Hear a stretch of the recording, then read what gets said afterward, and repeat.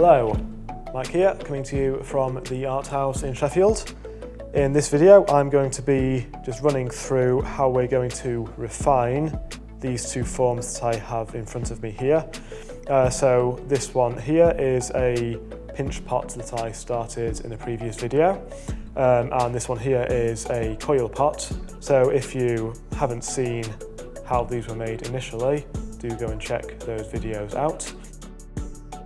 So these two parts have been left to stiffen up. So in the original video, because the clay was still very soft and malleable, there was a limit to the refinement that could be done to it without distorting the form too much. So having let these pots sit and dry out for a few hours until they have reached the leather hard stage, where there's still a slight amount of flexibility and give to the clay. So a few things that we can do just to tidy these forms up and make them look a bit more presentable. We can continue to use the paddle on the surface just to smooth out any lumps and irregularities. We have a serve form here, so basically something like a cheese grater, which we can use to remove large kind of areas of clay at once. A similar effect can be achieved with a serrated metal rib. So again, they can be used for kind of roughing up surfaces and just removing portions of clay. And then we have our rubber kidney, which can be used for smoothing down, and then a sponge, which we can use in conjunction with our water just to tidy up any surfaces at the end. So the first thing we're going to do is just flatten off the rim on this piece here. So just by kind of rolling it and pushing it into the turntable. So we're just flattening and levelling off the rim of this piece, like so. So because there is a slight amount of give to the piece still at this stage, we can continue just to finish up refining the form if we want to at this stage. So I'm just going to get the wooden paddle on the outside and just gently pressing it between my fingers on the inside and the wooden paddle on the outside, just to flatten off that surface.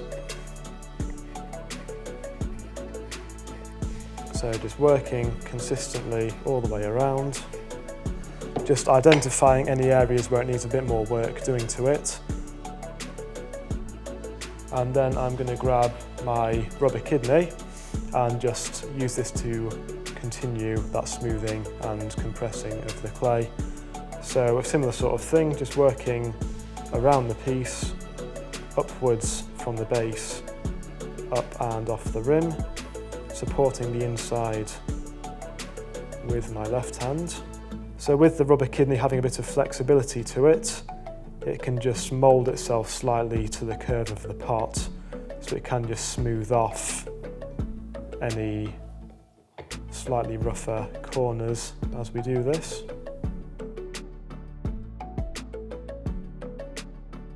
Once we've worked our way around like so enough, I'm then just going to work my way horizontally around the rim just to tidy up that edge up there.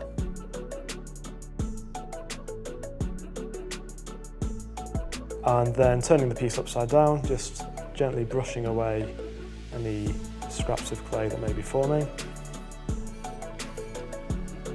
Sitting it upside down, and the same thing with the base, just gently passing over to compress the clay in the base and working into that corner as well. So the way that you treat the clay at this stage will depend largely on the shape that you want the clay to form. So you can go for flatter, more angular pieces or more rounded corners as well. So it really just depends whether you want the form to have a more organic, natural appearance or whether you want some of those more angular corners in there. And then finally, all I'm going to do is wet a finger and thumb tip not getting too much water on the piece, and I'm just running this wet finger and thumb, so index fingertip, thumb tip, just gently pinching that rim between the two, just to smooth off any rough edges or any sharp corners that we may have up here. It is important to bear in mind that once the piece has been fired, any sharp corners or rough edges will become much more hard and they'll feel a lot more sharp than they do when the clay is in its raw state. So sharp edges, anything like that, you do really want to eliminate at this stage. So just gently squeezing the clay up at the rim here between my finger and thumb, just thinning it out, evening it out, identifying any areas where it's a bit more thick or a bit raised and just increasing the pressure at that point. Again, just turning it upside down to give that rim another treatment just to even it out. And finally, wetting my sponge, squeezing it out and just giving that rim one last pass over with my damp sponge. So, just a few basic things you can do just to tidy up the surface of the piece, like so. The coil pot here needs a bit more doing to it, so I've got a bit of excess clay that I'm going to remove in the bottom corner here. So to do that, just situating it in the centre of the turntable, something like so. And by using the serve form here, I can just carve away into this corner. So this is just removing any excess clay that we have there. It's also softening off this corner so that rather than having a sharp right angle, we can give it a bit more of a beveled corner. So the serve form tool does come in really handy when you have a large bulk of clay that you need to remove, because it does make quite quick work of it.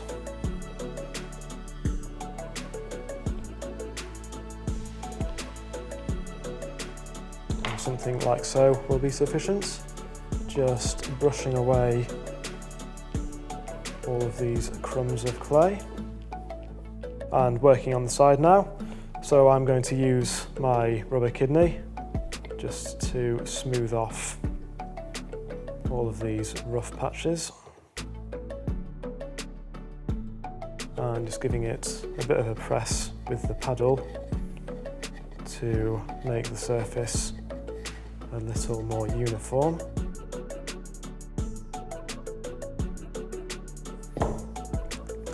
So, something like so. The treatment up at the rim, similar again, just wetting my sponge, squeezing it out. We really don't want to be getting too much water on the clay at this point. Just dampening that rim slightly and then just gently running my index finger and thumb around the rim just to round off those corners. Again, just paying extra attention to the pressure between your finger and thumb, just trying to identify any thicker or more raised areas and working through them. Checking it for levelness. If it needs it, just giving it a quick roll upside down just to flatten that rim off. And then just smoothing off these bottom corners here. A quick pass over with the rubber kidney.